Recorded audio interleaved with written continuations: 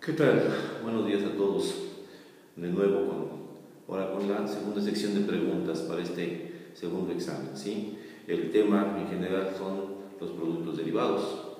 Entonces, al igual, gracias por su cooperación, recibimos muchas preguntas prácticamente de todos los equipos, pero obviamente no podemos contestarlas todas, aunque la gran mayoría se pueden unas a otras estar englobando, y sí vamos a poder dar contestación para la mayoría de las inquietudes que se presentan, que todas, vuelvo a repetir, se presentan muy interesantes, ¿verdad? Bueno, empezamos, ¿sí? El derivado forward es el contrato estandarizado, tiene fecha, cantidad, precio establecido que se negocia en un mercado organizado. Esta, más que pregunta, es una afirmación. Luego viene algo que a lo mejor es pregunta hacia esto, ¿no? Es la transacción que define cuando la operación de compra y venta de diferentes divisas pacta un precio específico para llevarse a cabo en una fecha determinada en el futuro. Sí, ese es un forward, al fin y al cabo, sí. ¿Qué se define como las fluctuaciones no esperadas en el precio de las monedas? Este riesgo afecta en especial a las empresas multinacionales, las cuales tienen flujos de efectivo de una moneda a otra. Estas fluctuaciones no esperadas en el precio de las monedas, obviamente, es lo que definimos como el riesgo de mercado. Es el riesgo al cual todo activo está expuesto de estarse moviendo en el mercado, dada la volatilidad mayor o menor que pueda tener ese activo dentro del momento que está viviendo, ¿sí? Por cuestiones económicas del tipo de transacciones que puede estar sufriendo. Pero este es lo que denominamos el riesgo de mercado, ¿sí? Que pueda subir el precio de un activo o que pueda bajar. ¿Quién usa principalmente la cámara de compensación y para qué? Bueno, no es que quien principalmente la use. Todos aquellos que entran a un mercado organizado, en este caso hablamos del mercado de derivados, el hecho de entrar en el mercado de derivados implica que hagan uso de la cámara de compensación. Entonces, en este sentido, la respuesta sería que todos aquellos que entran al mercado de derivados organizado, es decir, a una bolsa de derivados, todos van a hacer uso de la cámara de compensación. ¿Para qué? La cámara de compensación la vamos a usar precisamente para eliminar prácticamente el riesgo que se llama riesgo de contraparte. En la anterior pregunta hablé del riesgo de mercado, y en esta hay otro riesgo financiero que se llama el riesgo de contraparte. ¿Qué es el riesgo de contraparte? El riesgo de contraparte es el riesgo que tenemos de que la parte con la cual estamos haciendo esa negociación, pues a la hora de la hora no cumpla. Pero como la cámara de compensación hace las veces de contraparte de todas las partes, entonces ahí hay una garantía de que no nos va a quedar nunca mal la cámara de compensación. Por muchas razones que ya iremos contestando, porque ya vi que hay preguntas que se refieren a esto, ¿de acuerdo? Entonces eso elimina pues el riesgo de contraparte. Como se dice, la cámara de compensación viene siendo la contraparte de todas las partes en un mercado de derivados organizado. Es decir, yo si voy a comprar algo a futuro, quien me lo vende la cámara de compensación. Yo si voy a vender algo a futuro, quien me lo compre la cámara de compensación. Entonces viene a suplir la negociación directa de comprador contra vendedor, ¿de acuerdo? ¿Qué estilo de opciones existen y cuáles son sus diferencias? Bueno, hay 4 estilos de opciones básicos, ¿sí? Que son opciones de compra y opciones de venta, ¿sí? Las opciones de compra, que son las que se llaman los call, que es el derecho que tiene el que adquiere estas opciones de comprar un bien subyacente a futuro, mas no tiene la obligación. A esta se le llama call larga o long call, ¿de acuerdo? Es decir, que cuando alguien adquiere la opción, se pone en largo, es el long. Y si adquiere la opción de compra, es decir, de comprar un bien a futuro, entonces estará en un long call o en un call largo. Quien le vende la opción, por ejemplo, de compra, entonces se pone en una posición corta porque es vendedor, ¿de acuerdo? Entonces estará en un call corto. Aquí el que está en un call corto, es decir, el vendedor de la opción no tiene derecho, sino tiene la obligación de responder al derecho que el comprador de la opción pagó por ella, es decir, pagó por medio de la prima. Entonces ahí están las dos primeras. Call largo, el que adquiere la opción de compra. Call corto es el que vende la opción de compra. Call largo tendrá el derecho de comprar un bien a futuro en un precio determinado, mientras que el call corto tendrá la obligación de responder este derecho. Lo mismo pasa con las opciones de venta, es decir, las opciones put. Quien adquiere una opción put está adquiriendo el derecho de vender un bien en un futuro, ¿sí? Es decir, ya en un futuro determinado por el pago de una prima, tiene el derecho de vender ese bien subyacente a un precio determinado en el contrato, mientras que el que le vendió la opción, esa opción put, está en una posición corta, entonces él estará en un put corto. Al vender él la opción a quien la compró, adquiere la obligación de responder al derecho del comprador o tenedor de la opción.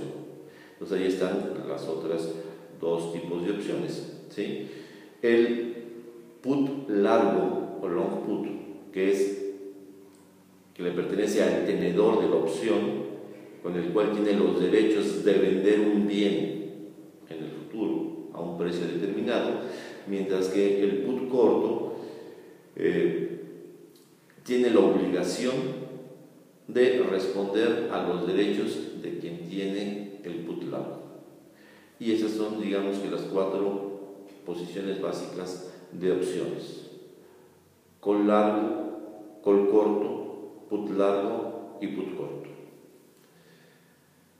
¿Cómo surge el mercado de derivados y cuál es su finalidad? Bueno, el mercado de derivados, si vemos un poquito la historia y las transacciones que han existido a través de la historia de la humanidad, pues siempre ha habido la necesidad de proteger lo que uno quiere comprar o vender a futuro.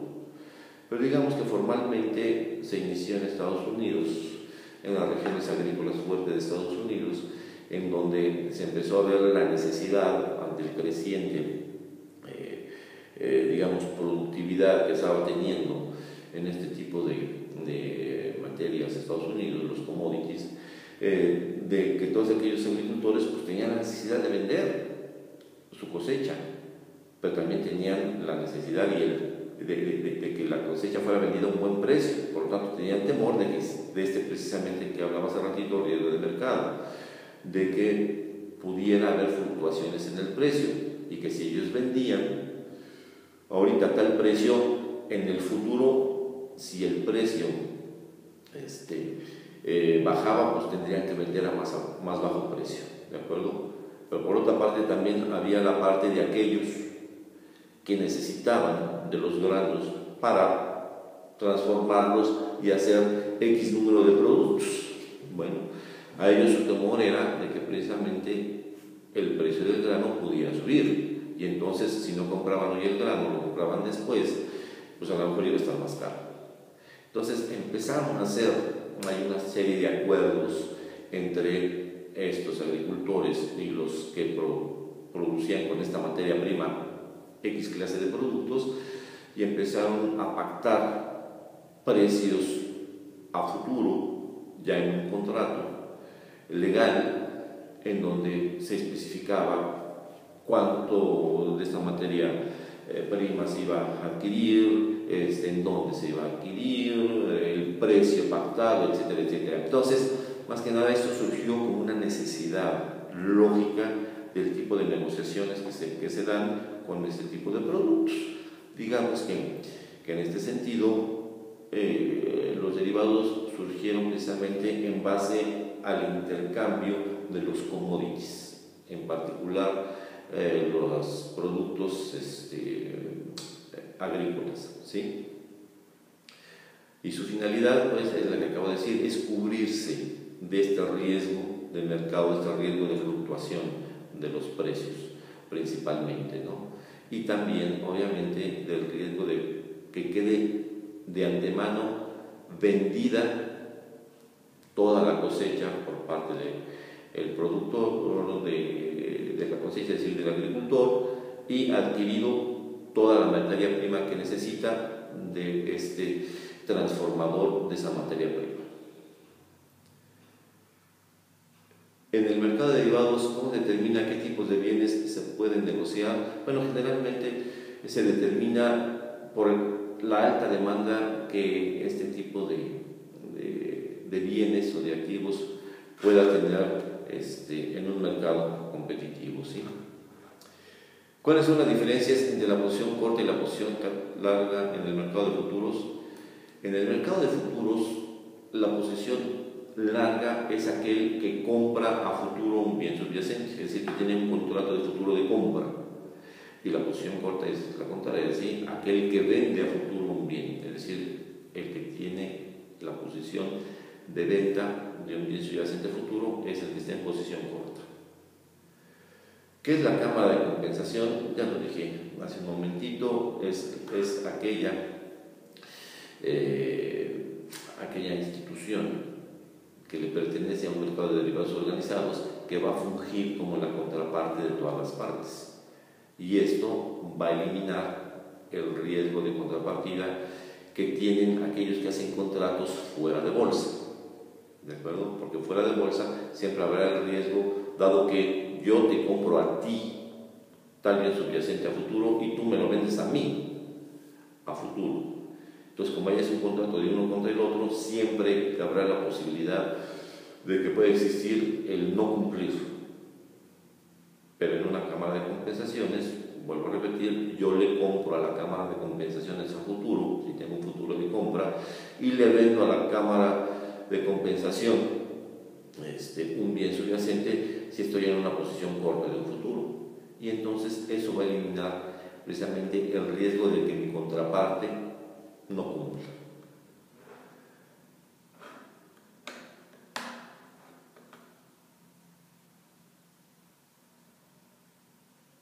¿Hay algún cobro por las opciones en cuanto al riesgo o cómo es que alguien adquiere la opción sin adquirir una obligación? ¿De qué manera se podría beneficiar el emisor de esto? Esta es una pregunta interesante.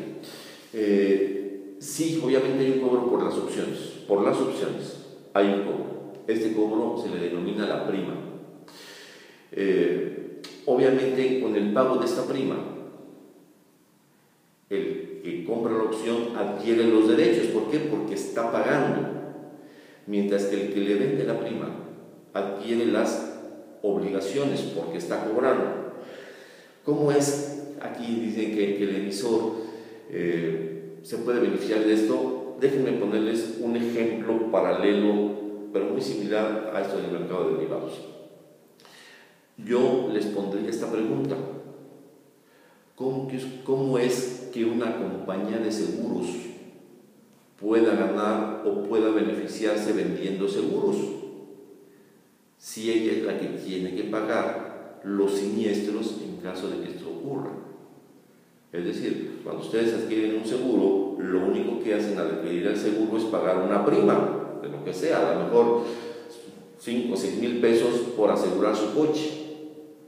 Y si les roban su coche y no aparece, les van a pagar el coche completo, por ustedes haber pagado solamente 5 mil, 6 mil, 7 mil pesos de una prima en un año. ¿Cómo es esto? Pues obviamente las aseguradoras se aseguran, en base obviamente a muchas proyecciones y cálculos, de que el cobro de las primas de tal cantidad de pólizas que están vendiendo de seguros sea lo suficientemente grande como para crear un fondo que a ellos les beneficie como empresa, que de ahí salga la generación de utilidades y que en un momento dado haya lo necesario precisamente para poder resarcir los siniestros cuando estos se presentan en algunos de los clientes, ¿no? Es decir, es un poco del juego, obviamente, del cálculo de probabilidades. Lo mismo pasa precisamente aquí en las opciones, ¿sí? El que cobra la prima, obviamente, tiene mucho más, digamos, probabilidad de no pagar cantidades fuertes que los vayan a desfalcar, y en base al cobro de muchas primas, pues obviamente va a ser su ganancia.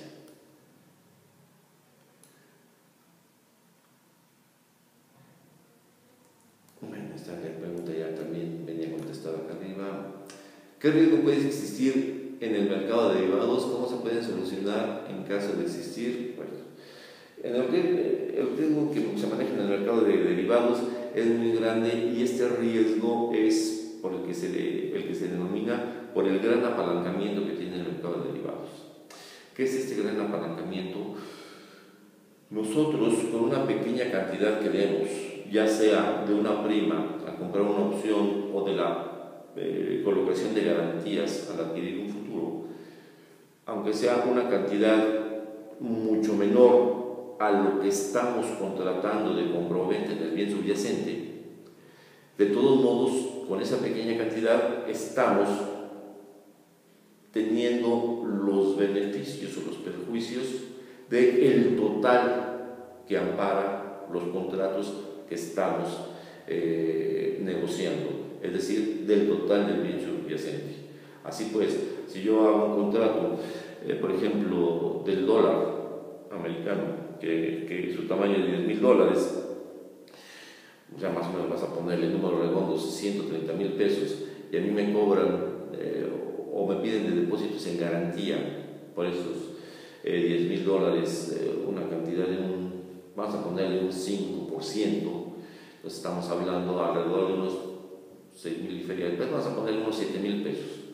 Yo depositando 7,000 pesos de garantías, de todos modos estoy dentro de una negociación que se está negociando por 130,000 pesos, es decir, por $10,000, y cualquier situación que le produzca a los 130,000 dólares me va a repercutir a mí, pero habiendo puesto solamente 7,000 pesos.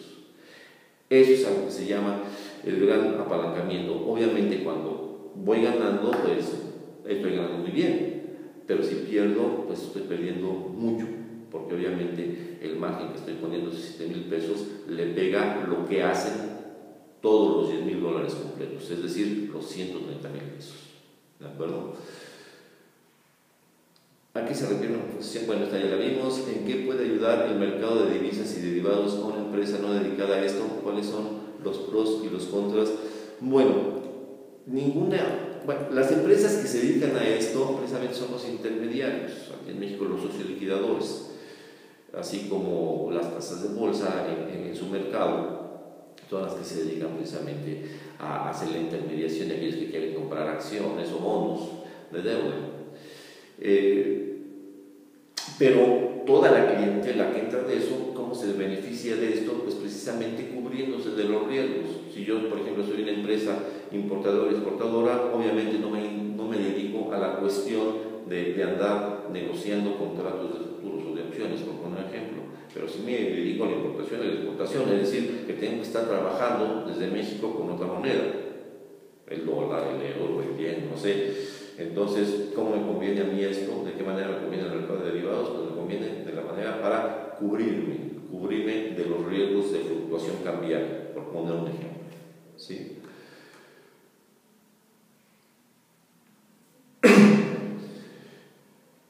Por la volatilidad que tiene el mercado de divisas, ¿qué tan conveniente sería invertir en este? ¿El rendimiento vale la pena el riesgo?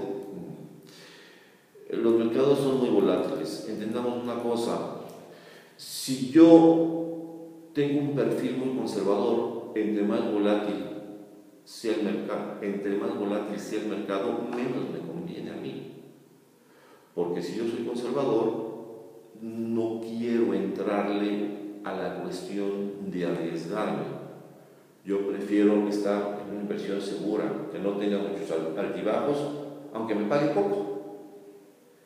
Pero si mi finalidad es ganar más dinero, me tengo que arriesgar. Y entonces podré arriesgarme en este tipo de mercados. La conveniencia o la no conveniencia de hacer esto, les digo, depende mucho, obviamente, del perfil de riesgo que tenga cada inversionista. ¿Sí?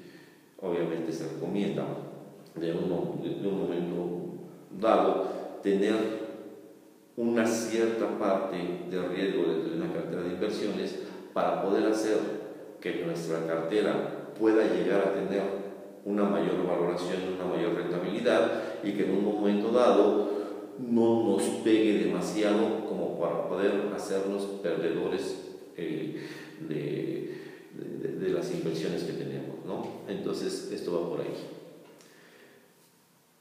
¿Qué es y cómo funciona a detalle la cámara de compensación? ¿Cómo se asegura de que los participantes tienen solvencia para liquidar y ejecutar operaciones? Bueno, la cámara de compensación funciona como un fideicomiso, ¿sí?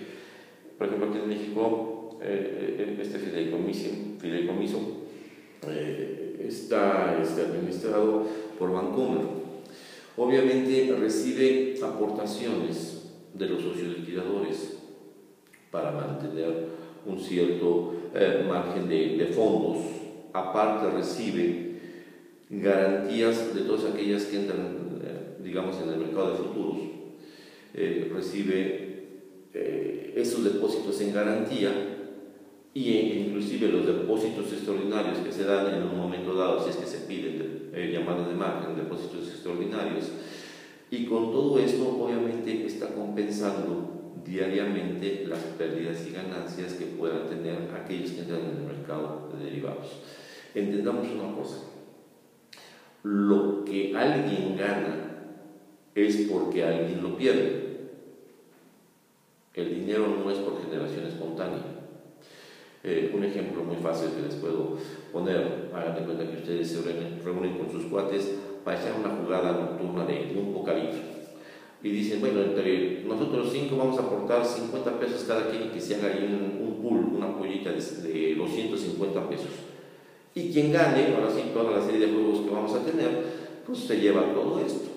Pues el que gana se lleva los 250 pesos, de hecho ganó 200 porque él puso 50, y los otros 4 integrantes van a perder 50 pesos cada uno. Esos 50 pesos cada uno que perdieron son los 200 que ganó el otro.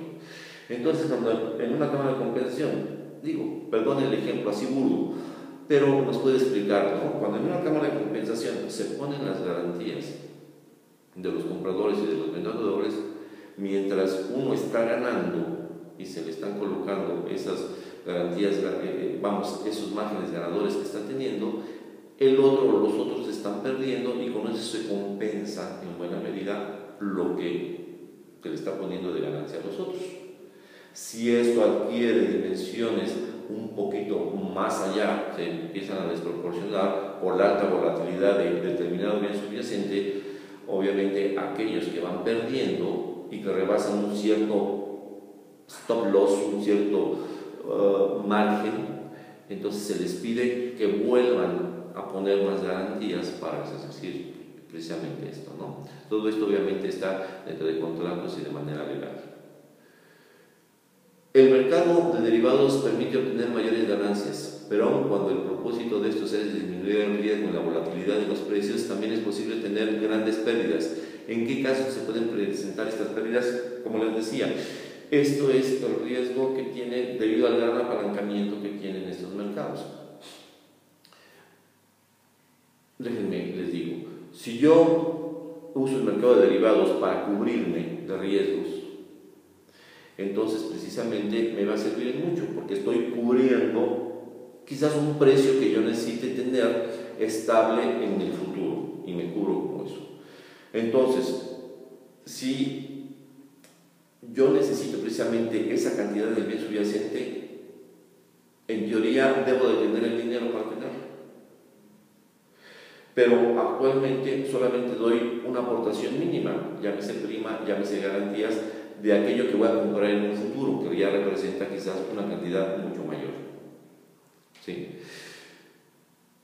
Cuando llega el momento de comprar o vender este bien, si lo hago, entonces yo ya tengo la cantidad mayor al precio que yo establecí y adquiero ese bien subyacente o vendo ese bien subyacente, según sea el caso. Y entonces me estaré cubriendo precisamente al estar teniendo